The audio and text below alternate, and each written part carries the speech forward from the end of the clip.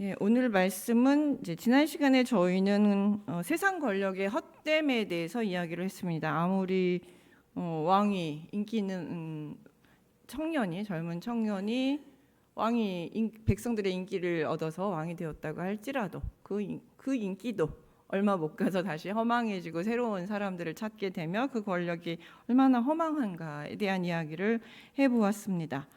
오늘은 이 권력과 이제 우리 인간이 갖추고하는 것 중에 하나가 권력, 그다음에 이제 돈이죠. 근데 요즘은 이제 권력보다는 돈에 대한 추구가 더 강렬한 시대를 살고 있습니다. 요즘은 하나님과 거의 동급이죠. 네, 하나님과 동급으로 여겨지는 돈에 대해서 이 전도자의 이야기를 한번 들어보려고 합니다. 조금 전부터 저희가 10절부터 12절을 읽었는데 여기서는 그 헛됨에 대한 이야기, 이것이 참 헛되다. 부가 헛되고 공허하다, 이제 이렇게 이야기를 하고 있는데 왜 그런지 이제 하나씩 생각해 보려고 합니다.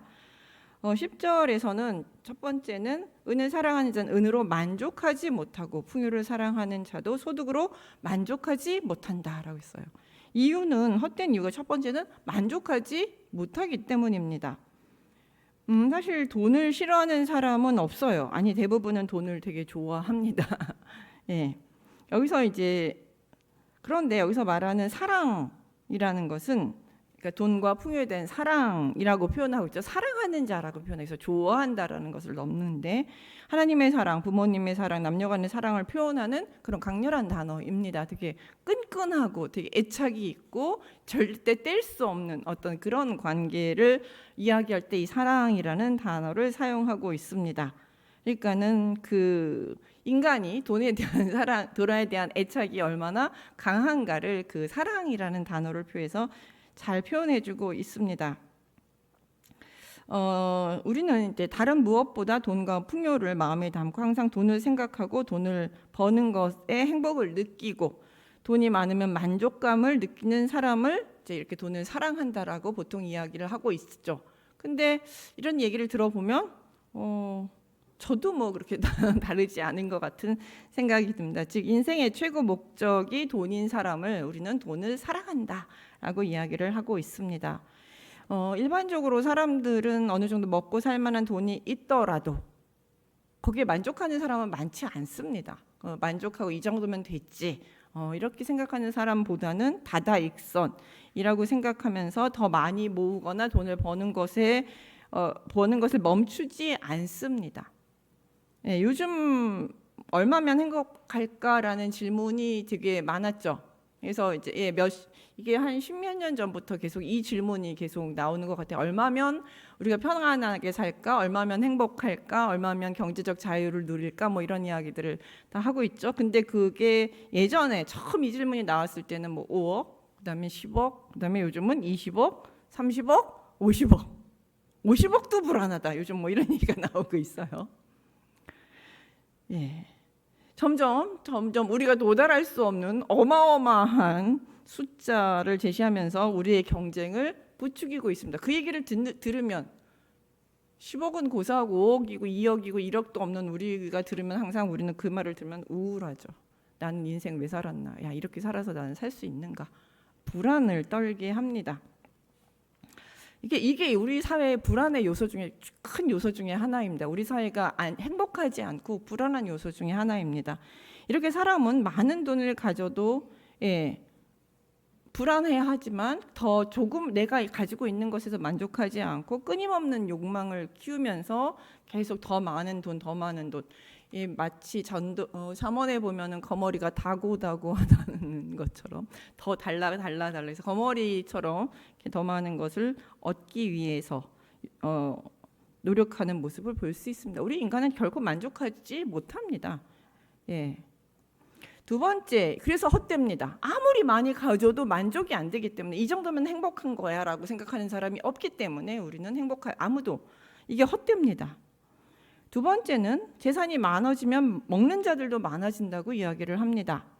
아는 재산을 본인이 다 쓰면 또 행복할 수 있겠습니다. 내가 뭐 1억을 가졌건 5억을 가졌건 10억을 가졌건 뭐 100억을 가졌건 뭐 1000억을 가졌건 그걸 내가 다 쓰고 죽으면 행복할 수 있을지 모르겠습니다. 그런데 그 많은 돈, 어느 정도 한계가 지나가면 그 돈을 나 혼자 쓰지 못합니다. 내가 혼자 다 쓸 수도 없어요. 그리고 나서 그 돈을 벌기 위해서 사실 많은 사람들의 노력이 필요합니다. 그래서 그 사람들하고 또 나누어야 하는 것뿐만 아니라 또 그 사람이 돈이 많다는 걸 알고 돈 도와달라고 요청하는 요청도 되게 많습니다. 그래서 돈에 대해서는 끊임없이 좀 도와달라고 이야기를 하기도 합니다. 그리고 그것에 대해서 같이 먹어야 되는 사람들이 되게 많이 드러납니다. 나타나게 됩니다.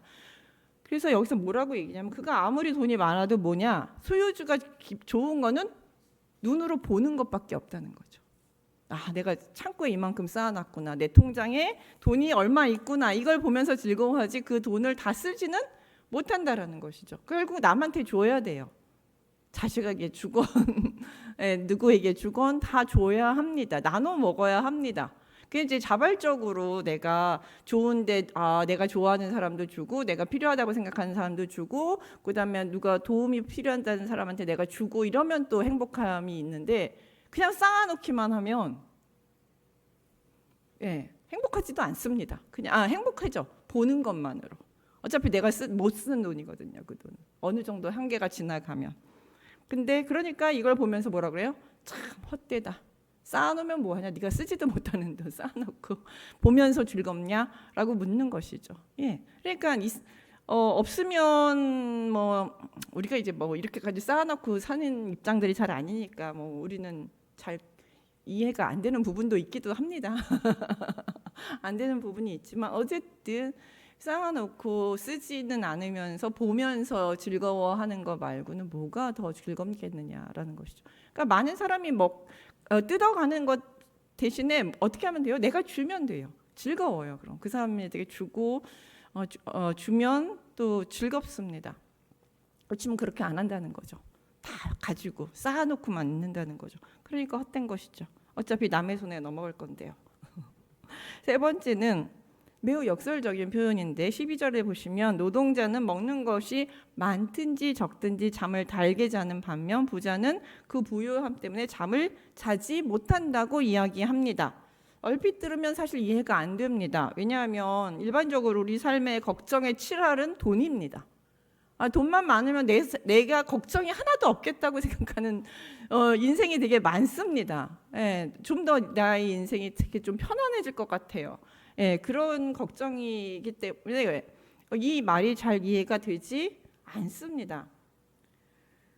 그러나 이 전도자는 무슨 얘기를 하고 싶은 거냐 하면은 자신에게 주어진 일이 있고 그 삶에 최선을 다해서 산다면 돈이 많이 벌든 돈을 적게 벌든 삶이 주는 만족감과 고단함으로 편안하게 살 수 있다고 얘기합니다. 그리고 또 다른 한편으로는 그렇게 살아야 한다고 얘기하는 거죠. 내가 내 힘으로 돈을 벌고 먹고 살 수 있다는 것에 대해서, 그래서 그 고단함으로 내가 오늘 피곤하게 잠을 들 수 있다는 거 그 자체가 되게 행복이라는 것이에요. 많든지 적든지는 중요하지 않습니다. 내가 오늘 하루 일을 해서 돈을 벌 수 있다는 것, 그것이 감사하고 그것이 행복하다는 것이죠. 근데 우리는 이런 생각을 잘 안 해요. 많이 못 벌어서 늘 불행합니다. 근데 나는 누구는 몇만 원을 버는데 누구는 몇십만 원을 버는데 나는 몇만 원밖에 못 벌어서, 누구는 몇천만 원을 버는데 나는 몇백만 원밖에 못 벌어서 늘 불행합니다. 그러나 전도자는 많든지 적든지 내가 일을 할 수 있어서 돈을 벌 수 있다라는 것 그 자체가 되게 평안하고 감사한 일이라고 이야기하고 있습니다. 그러면서 반대로 부자는 돈이 많으니 일을 하지 않아 오히려 잠을 못 잔다고 얘기해요. 왜냐하면 돈이 많으니 일을 하지 않아도 됩니다. 그래서 하루 종일 먹고 마시고 쉴 수도 있고 놀 수도 있습니다. 아니면 그래서 이제 놀 수도 있어요. 혹은 뭐 모든 일을 돈으로 환산해서 돈이 안 되는 일은 나 안 해 하면서 쟤는 돈 되는 일 하는 사람, 쟤는 돈 안 되는 일 하는 사람, 쟤는 쓸데없는데 시간 쓰고 있는데, 이런 생각을 하면서 나는 돈 되는 일만 해야지라고 생각하고 모든 기준이 돈이에요. 근데 돈 되는 일이 그렇게 많지는 않아요. 돈 많이 벌면서 돈 되는 일이 많지는 않습니다. 그러면서 이제 남이 돈 안 되는 일에 저렇게 열심히 일할까? 뭐 좀 아니면 값싼 노동, 내가 보기에 별로 안 좋은 직장이나 별 안 되는데 열심히 일하는 거죠. 아니 돈 돼도 안 되는데 별거 또 못 벌면서 왜 저럴까, 이제 이런 비판만 하고 있는 거죠. 예, 우리 보통 그래요. 아니 남 얘기하는 게 아니라 다 우리 얘기하는 거예요. 이런 전도자의 이야기. 그 아니면 또는 그러면서 다른 사람의 일을 우습게 여기는 거죠. 아이, 돈도 못 벌면서 열심히 일만 하네, 막 이러면 이렇게 비판하고 우습게 여기기도 합니다. 아니면 혹시 나의 돈이 사라지는 것은 아닌가라고 걱정하기도 합니다. 예, 이게 얼마였는데 뭐 돈이 조금 사라지고 없어지는가 불안해하면서 불안해합니다. 그리고 또 하나는 혹시 내 돈을 주변의 모든 사람을 도둑놈으로 의심할 수도 있습니다. 야, 이 내 돈 다 뺏어가리게 오려는 거 아니야? 자식도 이제 막 주변의 친척도 친구도 다 혹시 내 돈을 뺏어가려고 오는 것은 아닌가? 뭐 이런 생각도 하게 됩니다. 그러니 이런 잡다한 부정적인 생각을 하고 있으니 잠이 평안히 오겠습니까? 삶이 행복하겠습니까? 감사함이 넘치겠습니까? 그러니 평안히 잠을 잘 수 없는 것이지요. 그러니까 돈에 대한 부정적인 이야기, 물론 돈이 많아서 그것을 행복하게 잘 쓰고 계신 분들도 있습니다. 하지만 돈이 많다고 해서 다 그렇게 잘 지혜롭게 사는 것은 아니고 오히려 어리석게 살고 있는 사람들도 상당히 많다는 것을 우리에게 이야기해주고 있습니다. 한때 파이어족이란 말이 유행했습니다. 여러분 아세요? 파이어족. 사실 주식이 많이 오르던 시절에 주식으로 돈을 많이 벌고 나서 월급을 주식으로 많이 해가지고 돈을 이제 뭐 예를 들어서 뭐 3억이면 3억, 5억이면 5억을 딱 벌어요. 그때 주식이 막 갑자기 확 올랐을 때 이야기입니다. 그러면서 그 돈을 딱 목표가 되면 회사를 그만둡니다. 30대들이 30대 40대 초반에서 그 직장을 은퇴하고 자신이 원하는 삶을 살겠다라고 직장을 나오는 사람들을 파이어족이라고 하고, 이런 사람들에 대한 유튜브 블로그가 엄청 많았습니다. 그리고 내가 파이어를 했다 그러면서 이제 그리고 나는 이 돈을 있는 돈 가지고 이제 나머지 생활비를 쓰면서 나는 내가 하고 싶은 일을 하고 나는 더 이상 회사의 노예가 되지 않고 열심히 내가 원하는 삶을 살겠다, 내가 좋아하는 삶을 살겠다 이렇게 외친 일단의 청년들, 젊은이들을 우리는 파이어족이라고 이제 자기들이 스스로 그렇게 붙였어요. 명명을 했습니다. 그런데 그런 열풍이 이제 한 분지 3, 4년 뒤 지금 그 파이어족들의 이제 그 후일담이 이제 나오고 있거든요. 다시 하나 둘씩 일자리를 찾아갑니다. 파이어족이 그러면서 자기가 다시 일을 찾아가는데 그 전보다는 이제 못한 일자리를 찾게 돼요. 왜냐하면 우리 사회가 한번 나오면 다시 그 좋은 자리로 가기가 그렇게 쉬운 구조는 아니었기 때문에 그보다 못한 일자리를 찾거나 아니면은 일을 하고 있는 모습들을 이제 영상으로 보여주고 있습니다. 이들은 자신들이 파이어족이라 이제 일 안 하고 나는 놀고 먹고 살겠다라고 이제 얘기했지만 일단 그렇게 한 2, 3년을 살아보니 사람이 사는 게 아니라는 거죠.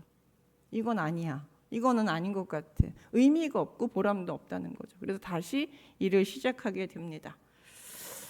이들의 고백을 들으면 돈만 있는 삶이 허무하다고 말하는 전도자의 말을 우리는 충분히 이해할 수 있을 것 같습니다. 실제로 그들의 고백이 그렇습니다. 그러므로 사람은 돈으로 사는 것이 아니라 그것이 무엇이든 일이 있어야 자신의 삶을 건강하게 유지할 수 있다는 것입니다. 그래서 돈만 있는 것이 허무하다고 얘기하는 것이죠. 그것이 돈을 버는 그 일이라는 것이 사실 돈을 버는 일이든 못 버는 일이든 살림을 하는 것이든 운동을 하는 것이든 가족을 위해 기도하고 봉사하는 것이든 말씀 보는 것이든 아니면 다른 사람들을 돕는 것이든 혹은 무엇을 배우는 일이건 사람은 움직이고 일을 하며 살아갈 때 돈과 상관없이 건강하게 삶을 살아갈 수 있다는 것입니다. 돈이 모든 우리의 삶의 만족을 허락하는 것도 아니고 돈이 우리의 모든 것을 지배하는 것이 아닙니다. 그렇지만 그래도 돈이 있어야지라고 생각하기에 우리는 머리꼬리에 꼭 그렇게 잡고 삽니다. 그래서 13절에서부터 17절까지는 이 재물의 유익함에 대해서 한 번 더 전도자가 이야기를 우리에게 해주고 있습니다. 이 전도자는 뭐라 하냐면 쓸모없다라고 얘기해요. 재물이 많으면 쓸모없다, 헛됨을 넘어서 쓸모없다라는 이야기를 하는데, 심지어는 지나친 부가 소유주에게 해가 된다라는 이야기를 합니다. 13절에 보시면 내가 해 아래서 큰 패단이 되는 일이 있는 것을 보았나니 곧 소유주가 재물을 자기에게 해가 되도록 소유하는 것이라 라고 이야기를 하고 있습니다. 왜 재물이 해가 돼요? 여기서 이제 해라고 얘기하는데 큰 패단이라고 하는 것은 악하다라는 뜻입니다. 악 혹은 재앙이라고 번역할 수도 있습니다. 우리는 많은 돈이 있으면 좋지 무슨 해가 되고 이거 다시 곧 재앙이 된다라고 생각하겠습니까? 하지만 모든 부를 경험한 전도자 누구죠? 우리 전도자로 설정하고 있는 인물이 누구 있죠? 솔로몬이죠. 솔로몬. 모든 부를 경험했던 그 솔로몬이 하는 얘기입니다.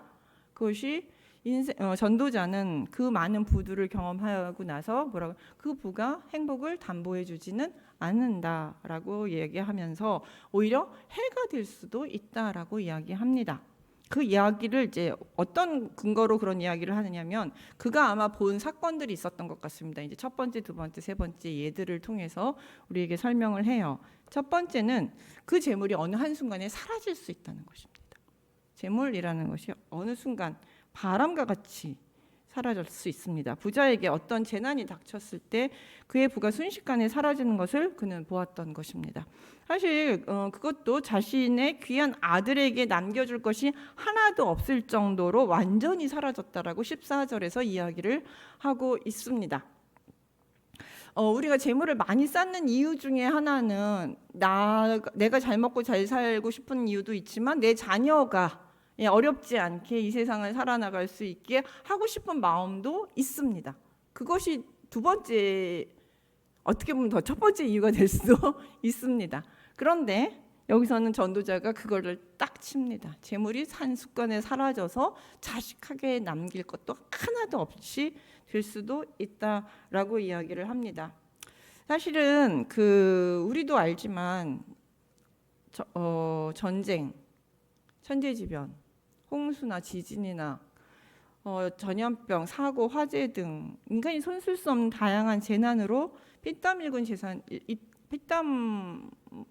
흘려 일군 재산을 한순간에 잃게 되는 것들을 우리는 종종 봅니다. 남의 나라에서 이야기도 보고 우리나라에서도 보게 됩니다. 모든 것을 잃고 망연자실한 표정을 나타내는 것을 우리는 홍수를 맞이한 그 분들을 얼굴을 통해서 볼 수도 있고요. 화재 때문에 그런 일이 벌어지기도 하고, 순간에 모든 것들이 무너져 내리는 것을 통해서 볼 수 있기도 합니다. 분단 국가에서 살고 있는 우리 같은 경우는 그래서 전쟁을 되게 두려워하고 있죠. 전쟁이 날까 봐 되게 두려워합니다. 그 이유도 그거예요. 생명, 나와 우리 자녀의 생명, 그 다음에 재산 다 잃어버릴까 우리는 두렵기 때문에 두려워하고 있습니다. 한순간에. 어쨌든 많든 적든 우리 손에 주어진 재물은 하나님이 허락하시고 은혜로 주신 것입니다. 하늘의 새를 먹이시는 하나님이 우리에게 주신 것이므로 하나님이 허락하신 것이 아니라면 어느 순간 바람처럼 사라지는 것이 바로 재물입니다. 지금 내 손에 있는 것은 나의 능력들이 아니라 하나님이 그냥 나한테 허락하시고 계시기 때문에 내가 가지고 있을 수 있는 것이지, 어느 순간 하나님이 훅 불고 이제 필요 없으니까 내가 가져가겠다 하시고 훅 가져가시면 사라지는 것이에요. 순식간에. 욥을 보시면 알 수 있죠. 순식간에 사라진 동방의 가장 부자였던 욥도 하나님께서 가져가시겠다 훅 불어버리니 한순간에 사라진다는 것이죠. 그렇기 때문에 우리는 한순간에 사라질 재물이 아니라 하나님을 의지해야 된다고 얘기하는 것이죠. 역설적으로 이야기를 하는 것이죠. 한순간에 사라지는 재물, 그것을 사라지게 하실 수 있는 이가 누구예요? 하나님이시고, 그걸 보호해 주시는 이도 누구예요? 하나님이시라는 것이죠. 두 번째는 죽을 때 못 가져갑니다. 15절에서 16절에 우리에게 얘기하고 있습니다. 15절에 보면 그가 모태에서 벌거벗고 나왔은지 그가 나온 대로 돌아가고 수고하고 얻은 것을 아무것도 자기 손에 가지 못한다고 얘기합니다. 이건 뭐 우리 장례식장을 가면 늘 생각하는 부분 중에 하나입니다. 아무리 많은 재산을 가지고 있다라도 일단 죽는 순간이 되면 죽으면 그 모든 재물은 더 이상 고인의 것이 아닙니다. 내 것이 아닙니다. 이것을 전도자는 큰 불행이라고 얘기하며 결국 수고가 바람 잡는 것 같다라고 이야기하고 있습니다. 그리고 이렇게 재물을 잡기 위해서 움켜쥐기 위해서 사는 것이 과연 유익한 삶인 건지, 너의 삶이 정말 좋은 것인지 우리에게 묻고 있는 것이죠. 이런 부자의 삶에 대해서 전도자는 17절에서 뭐라고 얘기하냐면 일평생 어두운 데서 먹으며 많은 근심과 질병과 분노로 살았다라고 얘기를 합니다. 이 많은 재물을 지키기 위해서 지키고 모으기 위해서 얼마나 많은 힘들고 부정적인 일을 하면서 힘들게 살아왔는지라고 이야기를 하고 있는 것이죠. 돈을 버는 것은 참 힘듭니다. 힘들지 않은 돈 버는 것은 없어요. 손쉽게 번다라고 얘기하면 다 사기입니다. 세상에 공짜가 없기 때문에 다 힘듭니다. 그리고 그것을 쌓아둘 정도로 많이 버는 것은 더 힘들겠죠. 얼마나 많이 힘들겠죠. 그렇기 때문에 어떤 면에서 내가 쌓아놓은 것을 누리지도 못하고 그냥 죽으면 끝이, 하나도 누리지 못하는 것이 얼마나 허망하고 비극적인지 우리한테 잘 보여주고 있습니다. 신약에도 이 예가 나와요. 예수님의 말씀 속에서 누가복음 12장 20절에 보시면 거기 누가 나오냐면 어리석은 부자가 나와요. 어리석은 부자가 풍년을 맞이해서 이제 옛날 창고가 있었는데 그 창고를 헐고 그 새로운 창고를 지어서 그 창고에 가득 곡식을 쌓아두게 됩니다. 그리고 그날 뭐라고 했죠? 이제 평안히 먹고 마시며 즐기자라고 이야기를 하죠. 이제 내가 즐기자라고 얘기하는데 하나님이 그 어리석은 부자에게 뭐라고 해요? 어리석은 자여 오늘 밤에 내 영혼을 도로 찾으리니 내 준비한 것이 누구 것이 되겠느냐라고 그가 창고 가득 쌓아도 오늘 밤 죽으면 쌀 한 토를 못 먹습니다. 내게 아니에요. 그동안 평안도 먹고 마시는 즐거움도 없이 열심히 노력하고 얻은 재물, 그래서 이제 내가 먹고 마시며 즐기자라고 얘기하는 그 사람에게 너는 오늘 밤 죽는다라고 얘기하면 그것이 아무 소용이 없다라는 것이죠. 참 비극적인 삶이 아닐 수 없습니다. 그래서 헛될 뿐만 아니라 비극이에요. 악하다라고 얘기하는 것이죠. 나빠요. 이렇게 이제 전도자가 우리에게 돈에 대한 허망함, 너무 돈을 모으기 위해서 너무 많이 애쓰지 말라고 이야기하는 이유는 그때도 아마 그 시대에도 우리 시대만큼이나 돈에 대한 애착이나 돈에 대한 집착, 추구 이런 것들이 강했던 것으로 보입니다. 이게 아마 인간의 본성인 것 같아요.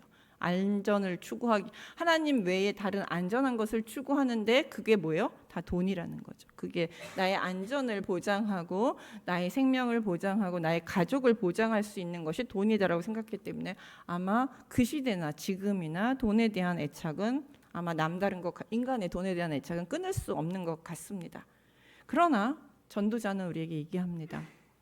그건 하나님께 맡기는 것이고 돈은 삶을 살아가는 수단이지 그 자체가 목적이 되어서는 안 된다. 그렇게 되면 인간의 삶은 비극이 된다라고 우리에게 이야기를 계속해서 반복해서 이야기를 해주고 있는 거예요. 왜냐하면 우리 자꾸만 잊어먹고 그쪽으로 가기 때문에 이야기를 해주고 있습니다. 그래서 마지막으로 18절에서 20절 전도사는 우리에게 어떻게 살라고 얘기합니까? 이렇게 비극적인 삶을 얘기했으니 대안도 줘야죠. 그게 이제 18절에서 20절입니다. 그는 이 단락에서 하나님의 선물로 주신 재물을 누리는 삶에 대해서 이야기하고 있습니다.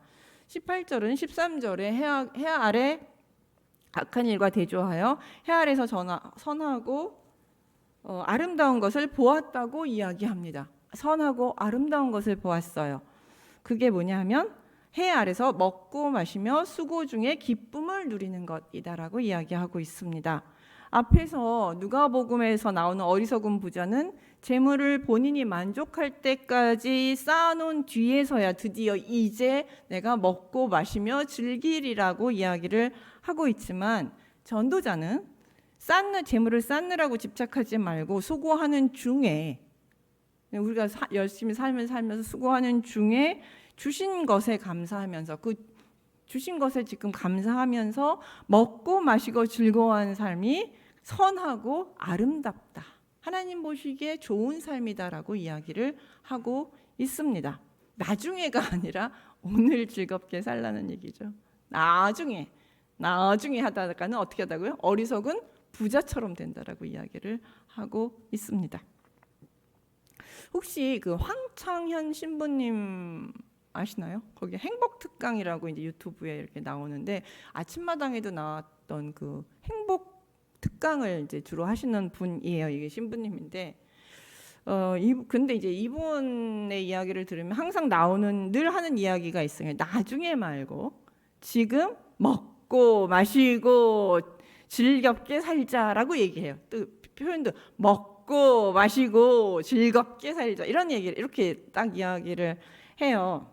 특히 이제 나이 드신 분들을 대상으로 이런 특강들을 많이 하시는데 그분들에게 뭐라고 얘기하냐면 자식이나 다른 사람에게 사람들이 뭐 사줄까 기다리지 말고 자식들 나 갈비 먹고 싶은데 자식이 나 갈비 안 사주나 이렇게 기다리지 말고 자기 돈으로 사 먹으라는 거예요. 자기 돈으로 사 먹으면서 행복하게 지내라고 얘기를 한다는 거죠. 부모들이 왜 돈을 못 쓰느냐, 그걸 아끼느냐 하면 자식 남겨주려고 돈을 아낀다는 거죠. 이렇게 하지 말고 혹은 지금 돈이 그냥 자기 돈으로 내가 먹고 싶은 거 사 먹으면서 내가 가고 싶은 데 가고 놀고 싶은 거 놀라고 얘기를 하더라고요. 그래서 이분이 이제 말이 되게 재밌는 게 만약에 지금 돈이 없다, 현찰이 없다 그럼 집을 담보 잡아서 집을 즐겁게 쓰다가 장례비 500만 원만 통장에 남겨놓고 돌아가시면 참 행복한 인생이다라고 얘기를 해요. 처음엔 되게 황당하죠. 들으니까 어때세요? 황당하죠? 웃기기도 해서 제가 그냥 웃으면서 참 들었습니다. 근데 좀 전도서를 이렇게 연결시켜서 생각해 보니 그분이 항상 말하는 먹고 마시고 즐겁게 살자가 바로 전도서의 주제입니다. 핵심 주제입니다. 그리고 전도서의 내용을 행복 특강이라는 그 말로 이제 전달을 하시는 것입니다. 이분이 재밌게 전달을 하고 있습니다. 주신 것 그러니까 결국 전도서의 핵심은 뭐냐? 주신 것에 대해서 감사하며 주신 것은 나의 몫이니 사는 날 동안 감사하면서 즐겁게 사는 것이 바로 인생의 지혜라는 것입니다. 남에게 물려주는 것도 되게 좋아요. 근데 불평하면서 내가 이렇게 줬는데 쟤는 왜 나한테 이렇게 안 갚아? 왜 내가 이렇게 헌신하고 나를 이거 물려주기 위해서 나는 안 쓰고 안 먹고 불행하게 살면서 그렇게 왜 사냐는 거죠. 내 손에 있는 건 내 몫이라는 것이죠. 내 몫이에요. 자녀의 몫은 자녀의 몫이 있습니다. 물론 내 몫이 쓰다가 남으면 자녀에게 가겠죠. 누구한테 가겠죠. 내 손에 있는 건 내 몫이라는 것입니다. 저도 이거를 다 어쨌든 내 몫이라는 부분에 대해서는 인정을 합니다. 그러면서 이것에 대해서 사는 날 동안 감사하면서 즐겁게 사는 것이 바로 인생의 지혜라고 이야기합니다. 남이 해주지 다 줘놓고 남이 해주기를 원하는 그런 삶 살지 말라고 합니다. 내 손에 있는 거 즐기면서 감사하면서 살라고 이야기하고 있습니다. 네, 이게 바로 뭐예요? 내 몫을 수고하는 중에 내 몫을 누리면서 감사하고 행복한 먹고 마시며 즐겁게 사는 것, 수고하면서 행복해하는 것, 이것이 바로 하나님 보시기에 선한 삶이라고 이야기하고 있습니다. 19절에서 보면 하나님이 선물과 부요를 주시고 누리게 하신 것, 또 제 몫을 받아 수고하고 기쁨을 주신 것이 바로 하나님의 선물입니다. 그것을 받은 것까지가 하나님의 선물이 아니라 이 받은 것을 내가 기뻐하면서 사는 것이 하나님의 선물이에요. 내가 아무리 많이 받았어도 내 삶이 안 기쁘면 그건 선물이 아니에요. 선물은 주신 것을 내가 감사하면서 살아가는 것, 기뻐하면서 살아가는 것, 그게 하나님의 선물이라는 것입니다. 이제 19절도 제 몫이라는 단어가 되게 강조가 되는데 제 몫이에요. 많은 재물이 선물이 아닙니다. 네, 하나님이 정해주신 내 목, 나의 재능, 나의 아이들, 나의 부모님, 나의 경제력, 학벌, 나의 상황, 이 모든 것들을 그대로 받아 내 몫이라고 받아들이며 감사하고 사는 것이 선물입니다. 쉽지는 않아요. 우리는 남들과 많이 비교해요. 남들과 비교해서 나는 왜 이렇게 가난할까? 나는 왜 이렇게 능력이 없을까? 나의 아이는 왜 못 떨어질까? 뭐 이런 이야기, 비교들을 되게 많이 합니다. 특히 우리나라 요즘은 또 SNS가 더 발달하고 우리나라 같은 경우는 더 비교를 많이 하다 보니 되게 한국 사람이 불행하죠. 남과 비교했을 때 나는 항상 비교 대상도 항상 상위 10%하고 비교해요. 우리의 비교 대상은 늘 상위 10%, 상위 5% 이런 사람들과 비교하니까 우리의 삶은 늘 불행해요. 근데 하나님은 우리에게 뭐라고 얘기하십니까? 하나님이 우리에게 주신 것에 순응하며 감사하며 살기를 원하십니다. 그것이 하나님을 우리의 주인이자 왕으로 인정하며 사는 겸손한 삶이며, 이런 자녀들에게 하나님께서 더 많은 복을 허락하신다는 것이죠. 자꾸 쟤는 왜 더 줬어요? 쟤는 왜 더 많아요? 쟤는 더 많은데 왜 나는 안 주세요? 이렇게 하는 것을 하나님 기뻐하시지 않는다는 거예요. 내가 주신 것 이거 너무 감사합니다, 하나님. 내가 이거 감사합니다. 이러면서 쉽지는 않아요. 내가 눈에 보이는 것도 많고 나의 삶이 불만이 없을 수가 없기 때문에 되게 많아요. 힘들긴 해요. 근데 이거 뭐 해야 되냐면 훈련해야 되는 거죠. 우리 늘 감사 훈련이라고 얘기하죠. 내 감사 훈련, 내가 있는 것에 대해서 감사하면서 훈련하는 것. 이랬을 때 우리가 훈련이 될 때 하나님의 감사를 찾아낼 수 있고, 그럴 때 하나님께서 더 기뻐하시면서 더 많은 우리 그렇게 사는 인생 자체가 우리는 선물이 되는 거죠, 나에게. 그게 나에게 주신 선물이라는 것이죠. 그럼 얼마나 행복해요. 감사한 삶이 넘치게 되는 것이죠. 남을 보지 마세요. 다른 사람을 자꾸 보지 마세요. 나의 눈이 자꾸 하늘을 향해야 한다는 것이죠. 내가 다른 사람을 향하지 말고, 그게 복된 삶이고 행복한 삶이라는 것이죠. 그리고 20절에서 보면 행복한 사람은 생명의 날, 혹은 즉 인생의 짧음, 혹은 언제 죽을지에 대한 것. 20절에 보면 그는 자기 생명의 날을 깊이 생각하지 아니하리니 이는 하나님이 그의 마음에 기뻐하시는 것으로 응답하심이라. 내가 언제 죽을지, 어떻게 살지, 나의 삶이 불행해질지 행복해질지 이런 것들에 대해서 깊이 생각하지 않는다는 것이죠. 물론 인간의 능력 중에 하나가 이제 미래를 생각하고 걱정 근심하는 것이 인간의 능력 중에 하나라고 그러더라고요. 이게 이제 동물과 다른 특징 중에 하나이지만, 그러나 거기에 너무 매몰되지 말라고 얘기합니다. 왜냐하면 늘 전도자가 얘기하죠. 내일은 누구 거예요? 하나님 것이죠. 오늘은 누구 거예요? 오늘은 나의 거예요. 하나님 주신 나의 삶입니다. 그렇기 때문에 생명, 내가 언제 죽을지, 어떻게 죽을지, 어떻게 사고가 날지, 이거는 하나님 손에 달렸기 때문에 그냥 하나님 손에 맡기고 행복하게 살라고 이야기합니다. 왜냐하면 내가 걱정한다고 해서 나의 사고가 안 나는 것도 아니고, 내가 걱정한다고 해서 그런 일들이 안 벌어지는 것이 아니고, 인간이 해결할 수 있는 영역이 아니라는 것이죠. 근데 이제 저도 나이가 먹고 저희 엄마, 친정엄마를 뵈면 그때 이제 저한테 늘 전화하셨던 이유가 뭐가 걱정이 많으세요. 늘 뭐가 걱정이 돼서 전화를 하세요. 그래서 내가 전화를 받으면서 그거 걱정하지 마. 그거는 전혀 걱정할 문제가 아니야. 불안해하지 마. 불안하면 하나님께 기도해라고 얘기하면서 이제 한번 얘기하면 또 좀 가라앉았다가 또 조금 있으면 또 불안이 올라오고 하시더라고요. 이게 이제 나이 먹으면서 생기는 생리학적 현상이기도 합니다. 예, 마음의 힘이, 몸이 약해지면서 마음의 힘도 약해지는 것이죠. 그래서 불안 정도가 많이 올라오더라고요. 그래서 이제 결국은 저희는 이제 약의 도움을 좀 받았습니다. 왜냐하면 그 도움을 받으니까 조금 생리학적으로 오는 문제는 약의 도움을 받아야 되는 부분이 있어요. 그래서 너무 기도 안해서 그래, 믿음이 없어서 그래, 이렇게 막 몰아붙일 일은 아닌 것 같습니다. 그렇지만 그래도 우리 지금부터 뭐예요? 그래도 날마다 하나님이 알아서 해주실 거야. 하나님께서 인생 책임져 주실 거야. 하나님께 맡기는 것을 뭐 해야 된다고요? 또 연습해야 되는 것이죠. 오늘도 그렇게 하면서 살아야 되는 것이죠. 그러고도 통제가 안 되면 약을 또 의학의 도움을 받을 수도 있습니다. 그렇게 어쨌든 이것은 어차피 하나님의 미래에 막연한 불안감들, 미래에 대한 걱정은 하나님 손에 달린 문제이니 우리는 결국 매일매일 하나님께 맡기는 연습을 하면서 살아가는 것이죠. 이게 우리의 삶이죠. 이게 우리 순례자의 삶이고 그리스도인의 삶이라고 생각합니다. 이렇게 하나님께 맡길 때 하나님께서는 그런 사람에게 마음을 기쁘게 하시는 것으로 응답하십니다. 마음을 기쁘게 하시는 것으로 응답하십니다.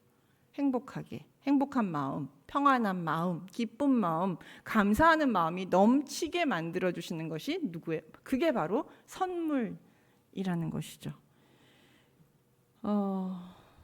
전도자의 이런 말은 너무 경쟁이 심하고 시기와 질투가 심하고 많은 돈을 벌기 위해 혈안이 되고 있는, 어떻게 보면 우리에게, 그래서 우리의 마음에 쉼이 없고 불안에 시달리는 우리에게 그런 어리석은 삶을 살지 말라고 이야기하는 것이죠. 이게 전도자가 그 시대 사람한테 얘기했지만 우리 시대에 너무 많이 필요한 말이기도 합니다.